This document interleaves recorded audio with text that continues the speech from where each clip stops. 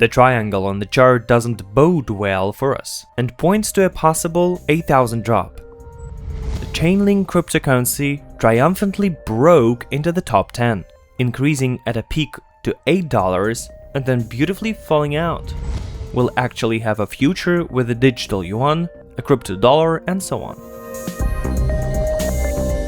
Glad to welcome you to the Coin Post. Let's start by thanking Vitalik Buterin. And if you get sarcastic, that's what I had in mind, because I'm grateful to Vitalik for what he said about Ethereum developer Justin Drake, as he was wrong when he postponed the launch of the zero phase of Ethereum 2.0 to 2021. Well, the sarcasm is that Buterin only gave some general phrases like, "I think we can do it faster," and did not say anything specific at all. I suggest we talk about things that are quite real, like the Bitcoin price forecast and the latest relevant news from cryptocurrency exchange. And in the second part of the video, we'll have two trending topics about the token record holder Chainlink and state initiatives to introduce digital currencies internationally. Subscribe to the channel, please, and join the best community. Let's start. A while ago, I came across some comments saying something like, "How long are you gonna talk about Bitcoin? It's as old as time." Well, everyone has their opinion, and in the meantime, the network of the first cryptocurrency continues to process an average of 300,000 transactions per day. And what's even more gratifying is the normalization of the commissions for transactions after the cork on the halving. I guess each of you would love even cheaper transactions, but there's still a lot of waiting to get SegWit accepted or to connect a new technology like Schnorr signatures. On the other hand, it's an excellent incentive to master the second level of Lightning Network. At the same time, we observe the paradoxical situation when the miner's income is falling, but the Bitcoin hash rate remains stable high and is close to a record level. Why so? You can decide for yourselves. There are two main reasons for this. The miners attracted financing from the side and are working in the red to destroy the competitors, or they've all been hugely successful and quickly got new sources of cheap electricity. And the fascinating thing is the price. The triangle on the chart doesn't bode well for us and points to a possible 8,000 drop. On the path of this fall, they can count on the support at a level of 8,500, where you find a 200-day moving average. There's also a 50-week moving average there, which makes this level even stronger. Indeed, we still see consolidation on the weekly schedule. I realize that to do it right, I have to say about the rise or the fall, but I don't see any reason for a start of a strong upward trend despite the consolidation on the weekly schedule. I see the threat of a terrible fall.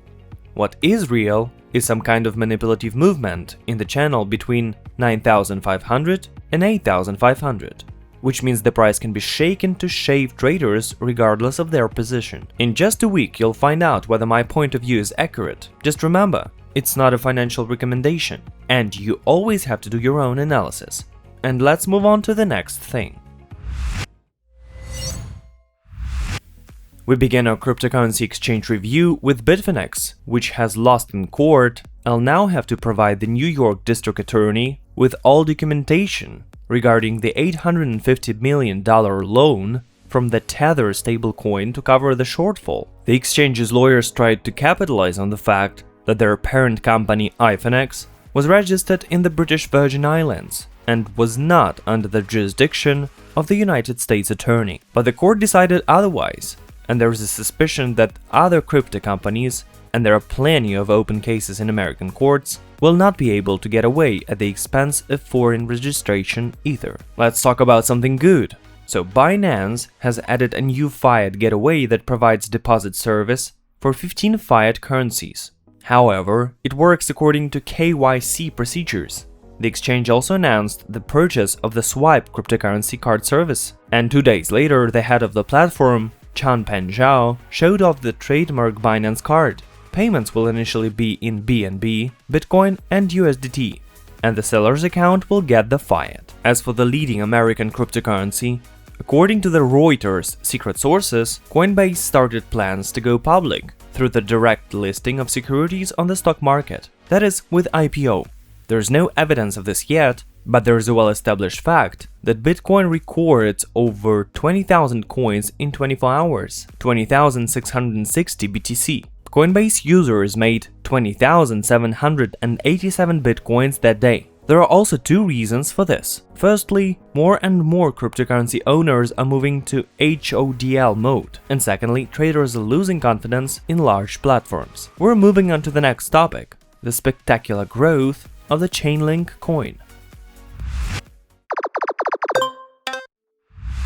On the night of July 13th, the Chainlink cryptocurrency triumphantly broke into the top 10, increasing at a peak to $8 and then beautifully falling out, returning to the initial level, that is, slightly more than $7. By the way, it seems to be growing again.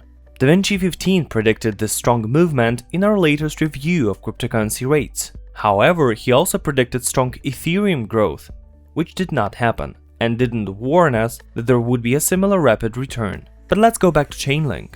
A project that's over 3 years old is pretty much an old-timer, but it's showed itself best since May 2019 to the present day. The price has increased 1,400%, starting at 46 cents, and now it's over $7 for one Link token. Where did this increase come from? There are three drivers. The project itself has a great technical and financial base, but the main idea is to create blockchain oracles, because by itself any blockchain from Ethereum to Cardano is, roughly speaking, a database that cannot interact with the outside world without a reliable source of information. Chainlink's growth drivers number 2 and number 3 became their partnerships, including Google and the decentralized finance sector. The latter is now actively gaining momentum, which personally scares me and reminds me of the ICO bubble, because there are still many problems, especially with security. But almost every DeFi project needs blockchain oracles like air, and the Chainlink developers have the best offer in this regard. Here we must actually predict the cost of Link, but I'm not gonna do that. The new growth on the good news and breaking into the top 10 is likely. But remember that the closer the altcoin is to the top, the stronger its price begins to correlate with Bitcoin. And there, as I said at the beginning of the video, it's still very far from the stable upward trend. And also a few words about what Link coin is. This coin is a reward from the node operators. That is, they help the blockchain communicate with the real world and get money. It all makes sense, if not for one but. Link is not a coin for payment or storage of value. It's primarily a service token that influences the price of use of their system of blockchain oracles. And if the price is too high, it will simply be abandoned and replaced by another one. It's the open source world. It's elementary. You copy the code, you bring up your network, and you change the name. Like they say, why to pay more? I'm sorry I'm too skeptical. I'll try to rehabilitate myself in the video's final topic. But before that, I'm gonna ask all of you who haven't subscribed to the channel yet to do it right away. And don't forget to turn on the notifications so that I know that I have to work 3 times harder. Well, I thought to myself, here we go.